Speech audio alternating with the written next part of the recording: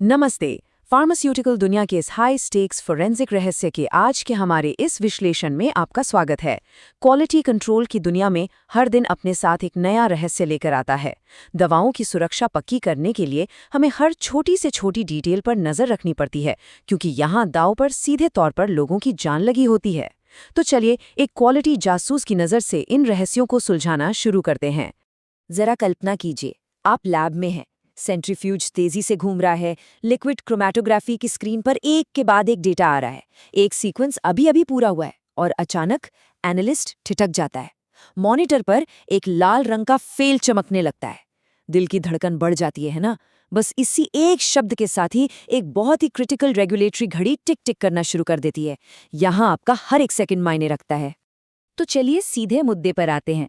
ये OOS यानी out of specification आखिर लैब एनालिस्ट्स के लिए किसी बुरे सपने जैसा क्यों है? असल में इसका सीधा सा मतलब है कि आपका एनालिटिकल टेस्टिंग रिजल्ट तय किए गए स्टैंडर्ड्स या लिमिट से बाहर चला गया है, और जैसे ही ऐसा होता है, पूरी की पूरी बैच रिलीज प्रक्रिया वहीं की वहीं रुक जाती है। अब यहाँ सबसे बड़ा सवाल क्या है? क्या ये सच में मैन्युफैक्चरिंग में हुई किसी गड़बड़ी का नतीजा है, या फिर लैब में हुई कोई छोटी सी चूक? एक क्वालिटी जासूस के तौर पर यही हमारी सबसे बड़ी दुविधा होती है, और आज का हमारा ये पूरा विश्लेषण इसी सच्चाई की खोज पर आधारित है। तो चलिए सुरागों का पीछा करते हैं। तो अब हम आते हैं चरण 1 पर, laboratory forensics, the search for the smoking gun. जाहिर है, एक अच्छे जासूस की तरह हमें सबसे पहले अपने ही घर यानी अपनी लैब से ही छानबीन शुरू करनी होगी। देखिए, शुरुआती जांच यानी फेज 1A की चेकलिस्ट नए एनालिस्ट्स के लिए बहुत ज्यादा जरूरी है। इसमें हमें उन गलतियों को पकड़ना है जो बिल्कुल सामने होती हैं। जैसे पहला कदम, क्या डेसिमल पॉइंट या दशमलव लगाने में कोई गणितीय गलती हुई है? दूसरा कदम, उपकरण देखिए, कहीं HPLC कॉलम लीक तो नहीं कर रहा? और तीसरा, क्या साफ दिखने वाला सॉल्यूशन अचानक धुंधला हो गया है? इन छोटी छोटी डू मोमेंट्स को जल्दी पकड़ लेने से ना हम जांच के अनगिनत घंटे बचा सकते हैं।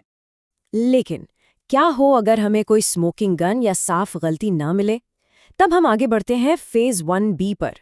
यहाँ हम 6M फिशबोन डायग्राम का इस्तेमाल करके एक डीप फोरेंसिक ऑडिट करते हैं। क्या एनालिस्ट पूरी तरह से ट्रेन था? क्या मशीन कैलिब्रेटेड थी? मेथड या SOP में कोई कंफ्यूजन तो नहीं था?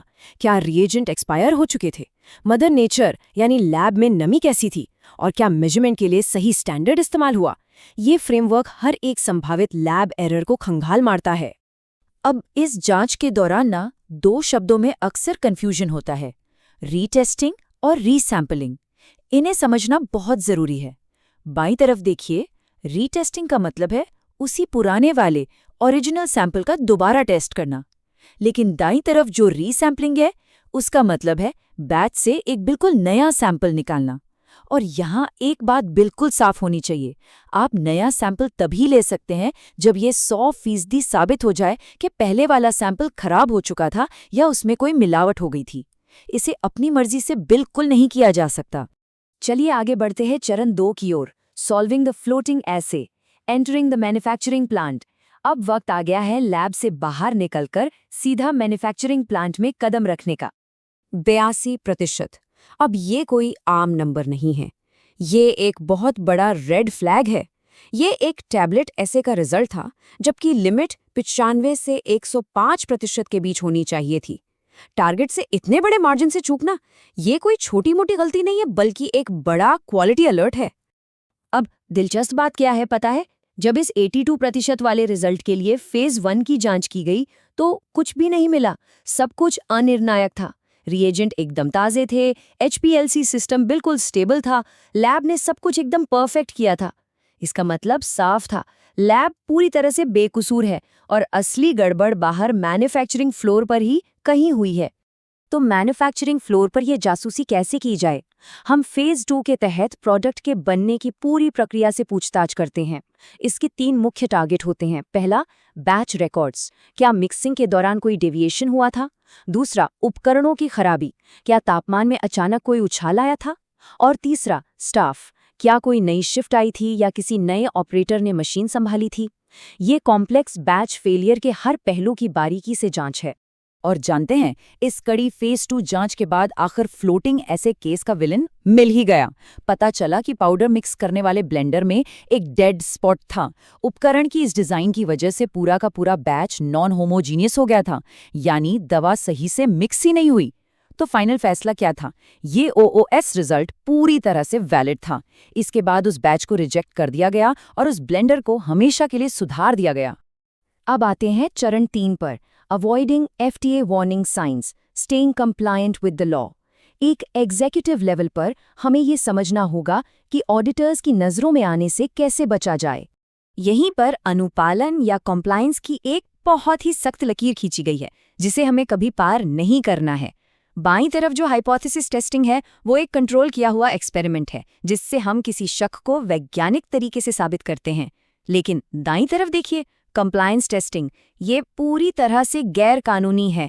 इसमें तब तक बार बार टेस्ट किया जाता है जब तक कि पासिंग रिजल्ट न मिल जाए और फेल नतीजों को चुपचाप छिपा दिया जाता है। एक क्वालिटी जासूस को ये फर्क हमेशा याद रखना चाहिए। याद रखिए, ऑडिटर्स सिर्फ ये नहीं देखते कि आपको क्या मिला, बल्कि ये भी देखते हैं कि आपने उसे कैसे खोजा। FDA के वार्निंग लेटर्स के मुख्य कारणों को देखिए। पहला, टेस्टिंग इनटू कंप्लायंस, यानी पास होने के लिए फेल नतीजों को अनदेखा करना। दूसरा, रिजल्ट्स का एवरेज निकालना। भाई, आप 50 और 100 का औसत निकालकर 75% से पास नहीं दिखा सकते। तीसरा, टाइमलाइन की कमी, बिना वजह जांच में 60 से ज्यादा दिन लगाना। और चौथा, बिना किसी पुख्ता सबूत के सीधा एनालिस्ट को दोष दे देना। इन लाल झंडियों से हमें हर हाल में बचना है। चलिए अब इस केस फाइल को बंद करते हैं। चरण 4, रेजोल्यूशन एंड करेक्टिव एक्शन। ये हमारी ऑडिट रेडीनेस और पक्के समाधान का वक्त है। आइए देखते हैं कि ये पूरी जांच एक क्रोनोलॉजिकल फ्लो में कैसे काम करती है। चरण 1, प्रॉब्लम या विसंगति को पहचानिए। चरण 2, फेज 1 के तहत अपनी लैब की जांच कीजिए। चरण 3, फेज 2 में मैन्युफैक्चरिंग की जांच। चरण 4, रूट कॉज यानी असली कारण को पक्के तौर पर डिफाइन कीजिए। और अंत में चरण 5, केपा लागू कीजिए ताकि ये गलती दोबारा कभी ना हो। ये डिस्कवरी से लेकर करेक्टिव एक्शन तक का एकदम क्लियर रास्ता है। आज के इस विश्लेषण को खत्म करते हुए मैं आपके लिए एक बहुत ही जरूरी विचार छोड़ना चाहता हूँ। OAS कोई फेलियर नहीं है, यह बस एक डेटा पॉइंट है। जैसा कि स्क्रीन पर मौजूद यह शानदार कोट कहता है, OAS से मत डरो, एक खराब जांच से डरो। एक अच्छी और मजबूत जांच न सिर्फ कंपनी को ऑडिटर से बचाती है, बल्कि उन मरीजों की जान भी सुरक्षित रखती है जो हमारी दवाओं पर पूरी तरह से निर्भर हैं। तो क्या आपकी लैब में ये फॉरेंसिक जासूसी वाली मानसिकता मौजूद है?